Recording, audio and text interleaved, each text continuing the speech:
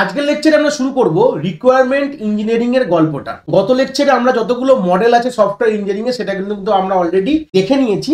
Last মডেলটা আমরা go through করেছিলাম হচ্ছে প্রোটোটাইপিং মডেল। তার আগে আমরা ইভলিউশনারি মডেল এবং ইটারেটিভ ওয়াটারফল মডেল এগুলো সবই কিন্তু দেখে নিয়েছি। যখন আমরা মডেলটা পড়লাম, মডেলের মধ্যে একটা গল্প ফার্স্ট পেজে পড়েছিলাম যে আমরা যদি কোনোভাবে রিকোয়ারমেন্টটাকে যদি ক্লায়েন্ট থেকে কালেক্ট না করতে পারি তাহলে কিন্তু আমরা পরবর্তী ধাপে এগাতে পারবো না। তো রিকোয়ারমেন্টটাকে যে ক্লায়েন্ট থেকে সুন্দর করে গুছিয়ে নিজেদের কাছে আনা, মানে আমরা যদি একটা ধরে একটা কোম্পানি হই, তো ক্লায়েন্ট থেকে যে রিকোয়ারমেন্টটা যে আমরা কালেক্ট করছি এই পুরো প্রসিডিওরটাকে আমরা এক কথায় বলতে পারি রিকোয়ারমেন্ট ইঞ্জিনিয়ারিং। এটার পুরো ডিটেলস আমরা একে একে কনসেপ্টগুলো কিন্তু আমরা দেখবো। কি বলছে, the hardest part of developing software is figure out what to build. মানে প্রথম কথাই প্রথম লাইনে একটা পুরো গল্প এখান থেকে ক্লিয়ার হয়ে যাচ্ছে যে আমাদের সব থেকে মহত্বপূর্ণ কাজ যদি বলতে পারি, সব থেকে ইম্পর্টেন্ট কাজ বা সব থেকে হার্ডেস্ট পার্ট বলতে পারো যে আমাদের কি বানাতে হবে। যখন কোনো কথা আমরা বলে দিই যে একটা সফটওয়্যারে এই বানাতে হবে, আমাকে ডিটেলসে বলতে হবে যে কিভাবে, কি জিনিস কি থাকবে না, পুরো ডিটেলসটাই কিন্তু আমাদেরকে নখদর্পণে থাকতে হবে, নাহলে কিন্তু আমরা বানাতে পারবো না। তো সব থেকে হার্ডেস্ট পার্ট আমাদের এটাকেই ফিগার আউট করা যে কি জিনিস বানাতে হবে আমাদের। The requirement engineering is a structure way of using tested method, tools and technique to clearly describe what a system should do and any limitations it must follow। মানে এখান থেকে একটা ক্লিয়ার তুমি ডেফিনেশন পেয়ে যাচ্ছ তোমরা যে রিকোয়ারমেন্ট ইঞ্জিনিয়ারিং হচ্ছে একটা স্ট্রাকচার ওয়ে এবং এটা টেস্টেড মেথড। এটা কিন্তু এরকম হাবিচাবি জিনিস না, এটা অলরেডি টেস্ট করা রয়েছে, টেস্ট করে এই মেথডসগুলোকে রাখা রয়েছে যে এই মেথডসে যদি আমরা ফলো করে, যদি এই টুলসগুলোকে ফলো করে যদি রিকোয়ারমেন্টটা কালেক্ট করি তাহলে কিন্তু আমরা সব রকম জিনিসটাকে কিন্তু কভার আপ করতে পারবো। এটা একটা সিম্পল কথা। টেস্টেড মেথড বলতে পারো, টুলস বলতে পারো বা টেকনিক বলতে পারো, যেটা ক্লিয়ারলি ডিসক্রাইব করবে কি সিস্টেমটা বানাবে এবং তার লিমিটেশনস কি কি থাকবে, সব ডিটেলসটাই কিন্তু আমরা এইভাবে বুঝতে পারবো। তার একটা ছোট ছবি বই থেকে এখানে রেখেছি আমি, যে যখনই কোনো প্রবলেম স্টেটমেন্ট যেটা আমরা বানাতে হবে সেটা রিকোয়ারমেন্ট ইঞ্জিনিয়ারিং যদি এই ফেসটাকে তুমি এইভাবে ধরো তোমরা, এই মধ্যে থেকে গেলে আমরা কি পাবো, আউটপুট একটা এসআরএস পাবো। আমরা কথা বলবো আগামী লেকচারগুলোতে। এসআরএস মানে হচ্ছে সফটওয়্যার রিসোর্স স্পেসিফিকেশন। আমরা বেসিক ডিটেলসও বলেছিলাম, যেটা হচ্ছে ওয়ান কাইন্ড অফ দলিল বলতে পারো বা একটা বন্ড ডিড বলতে পারো, যেটাতে আমরা ক্লায়েন্ট এবং কোম্পানি দুজন মিলে সাইন করে কিন্তু কাজ শুরু হয়। এটাকে বলা হয় সফটওয়্যার রিসোর্স রিকোয়ারমেন্ট স্পেসিফিকেশন বলে কিন্তু জানি, সফটওয়্যার রিকোয়ারমেন্ট স্পেসিফিকেশন। তো রিকোয়ারমেন্ট ইঞ্জিনিয়ারিং যে ফেজটার মধ্যে কি কি কাজ হয়, যে বললাম সিস্টেমেটিক টুলস বলা হচ্ছে এখানে, টেস্টেড মেথড বা টুলস বা টেকনিক বলছে। মানে এই স্টেপে আমরা যদি ফলো করি তাহলে আমরা একটা অ্যাপ্রোপ্রিয়েট ভাবে কিন্তু আমরা কালেক্ট করতে পারবো ইউজারের থেকে বলতে পারো, বা আমরা ক্লায়েন্টের থেকে সেই রিকোয়ারমেন্টস গুলো। প্রথম দিকে হচ্ছে রিকোয়ারমেন্টস এলিসিটেশন, তারপর হচ্ছে রিকোয়ারমেন্ট অ্যানালিসিস, তারপরে রিকোয়ারমেন্ট ডকুমেন্টেশন, এন্ড দেন তারপর হচ্ছে রিকোয়ারমেন্টস রিভিউ। তাহলে এই স্টেপস গুলোকে আমাদের কিন্তু ফলো অন করেই কিন্তু একটা কমপ্লিট এসআরএস কিন্তু আমাদের তৈরি হবে। তো সেকেন্ড স্লাইডে আমাদের বলছে যে টাইপস অফ রিকোয়ারমেন্টস। রিকোয়ারমেন্টস কত ধরনের হতে পারে সেটাও কিন্তু আমরা এই লেকচারে ডিসকাস করব।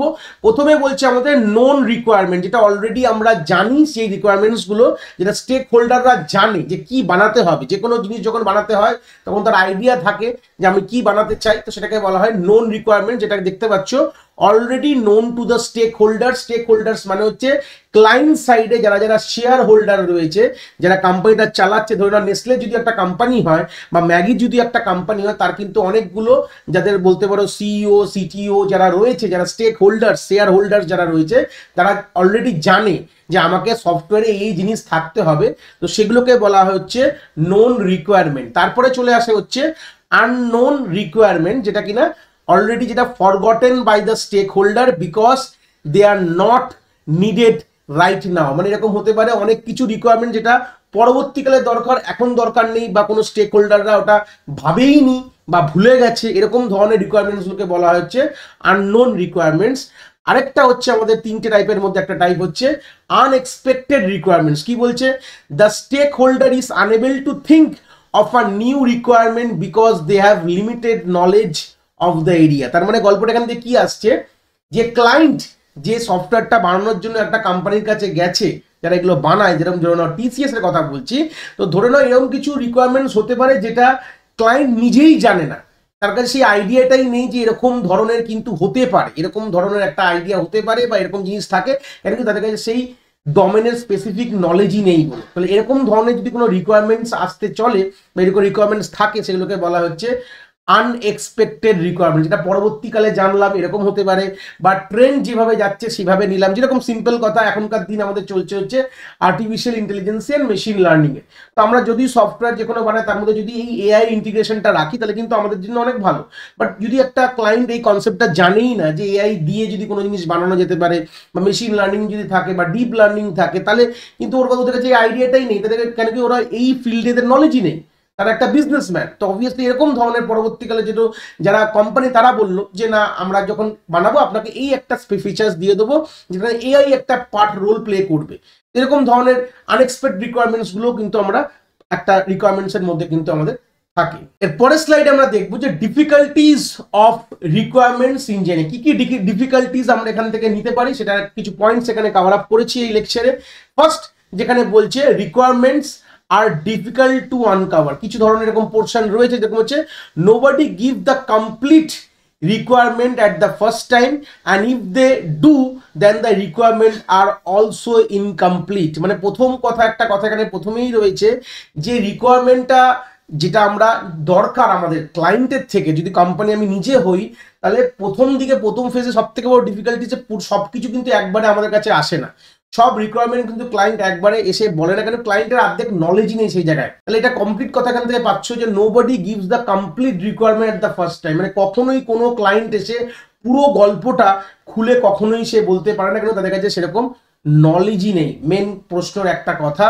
তাই জন্য আর যদিও শুধু কেউ দিয়ে দেয় তাতেও সেটা কিন্তু ইনকমপ্লিটই দেবে, কেন কি তাদের কাছে আধা খ্যাচড়া দেবে, আমরা নন ফিজিবল ইনফরমেশন দেবে যেগুলো আমাদের কাজে খুব একটা লাগবে না। প্রথম ফেজেই কিন্তু কখনো এই জিনিসটা পুরোটাই ডাইরেক্টলি আমাদের কভার করা যায় না। সেকেন্ড ডিফিকাল্টিস কি বলছে, রিকোয়ারমেন্ট চেঞ্জেস, এটা সব থেকে ইম্পর্টেন্ট পোর্শন একটা বলতে পারো যে এই প্রবলেমটা খুব মেজরলি দেখা যায় যে আজ ক্লায়েন্টের একটা জিনিস দরকার, কাল হুট করে বললো না এটা দরকার নেই, এইটা দরকার। এরকম ধরনের কিন্তু সমস্যা কিন্তু সবসময় কিন্তু একটা আইটি ইন্ডাস্ট্রি কিন্তু ফেস করছে, যে during the development process requirements are added and change as per the user begin to understand the system and its actual need। এই কারণেই তো আমরা এতগুলো মডেল পড়লাম। আমরা এই মডেলগুলোতে কি কি শিখলাম, প্রোটোটাইপ মডেল, ইভলিউশনারি মডেল, এতগুলো মডেল আমরা দেখে কিন্তু এখান থেকে আইডিয়াসগুলো এইভাবেই পেয়েছি যে আমাদের কখনোই কিন্তু যে ক্লায়েন্টের যে রিকোয়ারমেন্টসটা যত সে সিস্টেমটাকে বুঝতে শুরু করে বা চোখে দেখতে শুরু করে, যেখানে আমরা প্রোটোটাইপিং মডেল দেখেছি যে একটা প্রোটোটাইপ ক্লায়েন্টকে দেখিয়ে দিয়ে তারপর আমরা ডেভেলপমেন্ট শুরু করছি। তো যত সে একটা আইডিয়া গেইন করছে এই মডেলটা বা আমাদের যে সফটওয়্যারটার ওপর, তত কিন্তু তাদের রিকোয়ারমেন্টস কিন্তু নতুন নতুন আসছেও বলতে পারো, বা নতুন চেঞ্জ হচ্ছে বলতে পারো, আপডেটও হচ্ছে বলতে পারো, যেগুলো রয়েছে সেগুলো এটা দরকার নেই, আপনি এইটা করুন, এইভাবে করুন। এরকম ধরনের কিন্তু রিকোয়ারমেন্টস কিন্তু দৈনন্দিন একটা স্প্যান অফ সফটওয়্যার ডেভেলপমেন্টের যে লাইফ সাইকেলের মধ্যে কিন্তু এরকম চেঞ্জেস কিন্তু আমরা হামেশাই দেখে থাকি। টাইট প্রজেক্ট শিডিউল কথাটার মানে কি, এখানে কিরকম ব্যাপার, we need to have enough time to do a good job। এটা কিন্তু খুব ইম্পর্টেন্ট জিনিস, এই রিকোয়ারমেন্টস এর ইঞ্জিনিয়ারিং এর ডিফিকাল্টিস এর মধ্যে পড়ছে, যে আমাদের কিন্তু যখনই কোনো সফটওয়্যার ডেভেলপ করার একটা গল্প আসে তখন কিন্তু ক্লায়েন্ট এন্ড থেকে কিন্তু একটা এনাফ টাইমিং কিন্তু দেওয়া দেয় না। মানে সবসময় একটা বেসিক নিডস তুমি বলতে পারো, যে কোনো মানুষ, যে কোনো ক্লায়েন্ট যখন কোনো আইটি ফার্মের কাছে যায় তার সফটওয়্যারটা ডেভেলপ করার জন্য, তখন কিন্তু একটাই বড় প্রশ্ন তাদের মাথায় আসে, কত তাড়াতাড়ি একটা সফটওয়্যার তারা নামাতে পারবে। তো টাইমটা কিন্তু খুবই আমাদের রেস্ট্রিক্টেড জোনে থাকে, মানে খুবই টাইট শিডিউল বলতে পারো থাকে। তো সেই সূত্রে আমাদের যদি গুড এনাফ টাইম যদি না পাওয়া যায়, যে একদম অ্যাম্পল অ্যামাউন্ট অফ টাইম যদি না থাকে, তাহলে কিন্তু খুব ভালো যে সফটওয়্যার ডেভেলপ হবে যেটা কিন্তু খুব ডিফিকাল্ট জায়গায় বলার কথা একটা। সেকেন্ড হচ্ছে তারপরের পয়েন্টে বলে গেলাম যে 4 নম্বর পয়েন্টে, সেকেন্ড না 4th পয়েন্ট বলছে কমিউনিকেশন ব্যারিয়ার। কি বলছে, obviously user and developer have different technical background and preference. Obviously তা ইঞ্জিনিয়ার যেভাবে যে টার্মস ইউজ করবে, নিশ্চয়ই যে ক্লায়েন্ট সে টার্মস জানবে না, কারণ কি সে ক্লায়েন্ট কিন্তু ফ্রম বিজনেস ব্যাকগ্রাউন্ড থেকে বিলং করে, আর যে ইঞ্জিনিয়ার সে কিন্তু একটা টেকনিক্যাল ব্যাকগ্রাউন্ড। তা তাদের মধ্যে একটা কমিউনিকেশন ব্যারিয়ার বলতে পারো, বা আমাদের ল্যাঙ্গুয়েজ ব্যারিয়ার বলতে পারো, বা টার্মস ব্যারিয়ার। তিনটে কথাই আমি বললাম, কেন কি আমরা যে ভাষায় যে কোনো জিনিসকে আমরা যেভাবে ডিল করি, যে আমরা ফাংশন বলবো, ক্লায়েন্ট কিন্তু ফাংশন কি জিনিস হয়তো বুঝতেই পারবে না। আমরা যেসব টুলস ব্যবহার করবো, যেসব টেকনিক্যাল টার্মস ইউজ করবো, সেগুলো কিন্তু ক্লায়েন্ট সেভাবে বুঝতে পারবে না। সেখান থেকে একটা কমিউনিকেশন ব্যারিয়ারও কিন্তু একটা বড় জিনিস চলে আসে। ফিফথ পয়েন্ট বলছে ল্যাক অফ রিসোর্স। কি বলছে? They may not be enough resource to develop software that can do everything the customer want. এরকম হতে পারে অনেক সময়, এটাও একটা ডিফিকাল্টিতে ফেস করছি যে আমাদের যে আইটি ফার্মে সেরকম হয়তো এনাফ রিসোর্স নেই, যেটা সাহায্যে আমরা একটা ক্লায়েন্ট যে সফটওয়্যারটা চাইছে বা কাস্টমার যেটা চাইছে সেটাকে আমি তাদেরকে তুলে ধরার মতন সেই রিসোর্সটাকেও হয়তো নেই, এরকমও কিন্তু একটা প্রবলেম হয়ে যায়। অবভিয়াসলি সফটওয়্যারের রিকোয়ারমেন্টস অনেক রকম ভাবে আসতে পারে। সফটওয়্যারের যে নিডস, যেটা সফটওয়্যার বানানোর জন্য যে নিডসগুলো, যেটা হাই এন্ড মেশিন, এতগুলো আমাদের ওয়ার্ক ফোর্স, হ্যাঁ, আমাদের ওয়ার্ক এনভায়রনমেন্ট, এগুলো কিন্তু সবই কিন্তু রিসোর্সের আন্ডারটেকিংয়ে চলে যায়। তো হতেই পারে যে এরকম ধরনের রিসোর্স নেই আমাদের আইটি ইন্ডাস্ট্রির কাছে, যে জন্য হয়তো সেই সফটওয়্যারটা হয়তো সেইভাবে বানাতে পারবে না। এই হচ্ছে এনাফের ইম্পর্টেন্ট কথা। এগুলো ডিফিকাল্টিস কিন্তু আমরা একটা রিকোয়ারমেন্ট ইঞ্জিনিয়ারিং এগুলো আমরা ফেস করে থাকি। ফরেস্ট স্লাইড আমরা দেখবো, যেটা আমরা অলরেডি ফার্স্ট স্লাইডে দেখেছিলাম এই লেকচারের, যে চারটে যে ফেজ দেখেছিলাম আমরা, যে যেখানে আমাদের প্রথম ফেজে বলেছিলাম রিকোয়ারমেন্ট এলিসিটেশন, তারপরের ফেজে বলেছিলাম রিকোয়ারমেন্ট অ্যানালিসিস, তারপরের ফেজে বলেছিলাম requirement documentation and requirement review. তো চারটে ফেজ মিলিয়ে কিন্তু আমাদের রিকোয়ারমেন্ট ইঞ্জিনিয়ারিং এর যে গল্পটা কিন্তু ফুলফিল হয়। তো আমাদের এই লেকচারে এন্ড করার আগে আমরা এই চারটে ফেজটাকে হালকা করে তার টার্মসগুলোকে একটু জানবো, এবং আমরা প্রত্যেকটা ইন্ডিভিজুয়াল লেকচারে কিন্তু আমরা এই এক একটা টার্মস কিন্তু কি বলে, তার ব্যাপারটা কি, কিন্তু আমরা ডিটেলসে কিন্তু একের পর এক লেকচারসগুলোতে, আগামী দিনে যে লেকচারসগুলো আসবে সেখানে আমাদের এইভাবে কিন্তু জিনিসগুলো আমরা দেখতে থাকবো। তো সেই সূত্রে প্রথমে রিকোয়ারমেন্টস এলিসিটেশনের কথাটার মানে, এলিসিটেশন উচ্চারণটা খুব সুন্দর করে করবে, এটার মানে হচ্ছে গ্যাদারিং রিকোয়ারমেন্টস। মানে এটা একটাই মানে হচ্ছে, এটা রিকোয়ারমেন্ট গ্যাদারিংটাকেই বলা হয় রিকোয়ারমেন্টস এলিসিটেশন, মানে কিভাবে আমি গ্যাদার করব, হয়ে গেল। রিকোয়ারমেন্ট অ্যানালিসিস কথাটার মানে হচ্ছে the requirements are analysed to identify the inconsistence, deficiency etcetera to resolve the conflict. এই অ্যানালাইজ কথাটা সিম্পল কথা বলি। প্রথমে যখন একটা ক্লায়েন্ট বা কাস্টমার এসে যখন আইটি ইন্ডাস্ট্রির কাছে যে তাদের রিকোয়ারমেন্টস গুলোকে সে বললো, সেটা আমাদের সেই ফেজটাকে বলা হচ্ছে রিকোয়ারমেন্টস গ্যাদারিং বলে দেওয়া বলো। তারপর এবার গল্পটা ভাবো, যে রিকোয়ারমেন্টটা গ্যাদার করার পর যে আইটি ইন্ডাস্ট্রির যারা প্রফেশনাল রয়েছে তাদেরকে কি করতে হবে, ওটাকে অ্যানালাইসিস করতে হবে যে সেই জিনিসটা বানাতে পারবে কিনা। ধরুন হাইপোথেটিক্যালি একটা কথা এসে বললো যে আমার এরকম একটা সফটওয়্যার দরকার যেটাতে আমি আমার ভবিষ্যৎ দেখতে পাবো, এটা কিন্তু কখনো সম্ভব না, ইট ইজ নট পসিবল। তো আমাদের অ্যানালাইজ করে বলতে হবে। আমি জাস্ট একটা হাইপোথেটিক্যাল এক্সাম্পল দিলাম, এরকম জন্য কোনো ফিচার্স চেয়েছে সেই সফটওয়্যারটার মধ্যে, যেটা চট করে হয়তো আমরা ওটা বানানো সম্ভব না হতে পারে, যেটাতে যদি ওটা বানাতে যাই তাহলে অন্য কিছুতে সমস্যা হতে পারে, ইনকনসিস্টেন্ট হতে পারে। তো এইগুলো সবই কিন্তু রিকোয়ারমেন্ট অ্যানালাইসিস ফেজে কিন্তু আমাদের কিন্তু এগুলোকে ধরে বেঁধে এবং জিনিসগুলোকে দেখতে হয়। তারপর যখন রিকোয়ারমেন্ট অ্যানালাইসিস করার পর আমাদের নেক্সট ফেজে আসে হচ্ছে requirements documentation. This is wire we properly document all refined requirements. তার মানে যেগুলো আমাদের রিকোয়ারমেন্ট অ্যানালাইসিস ফেজে যেই সব ফিচার্স বা আমাদের ফাংশনগুলো দরকার নেই, প্রবলেম ক্রিয়েট করছে, এগুলোকে বাদ দিয়ে যেগুলো ইম্পর্টেন্ট দরকার সেগুলোকে আমরা এক জায়গায় ডকুমেন্ট করে রাখি, যেটাই আমরা পরবর্তীকালে বানাবো বা যেটাই আমরা পরবর্তীকালে এসআরএস এ দেবো।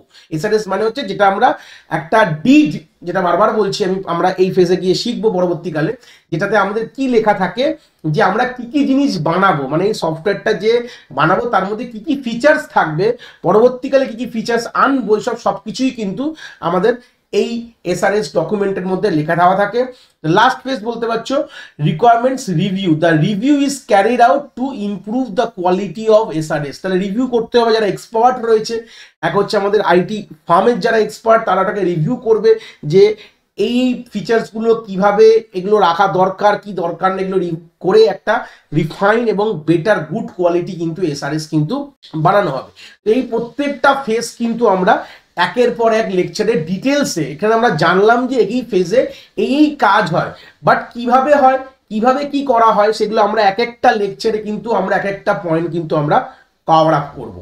এই ছিল আজকের কনসেপ্ট অফ রিকোয়ারমেন্ট ইঞ্জিনিয়ারিং। আশা করি কনসেপ্ট তোমরা এখান থেকে খুব ভালো করে বুঝতে পেরেছো।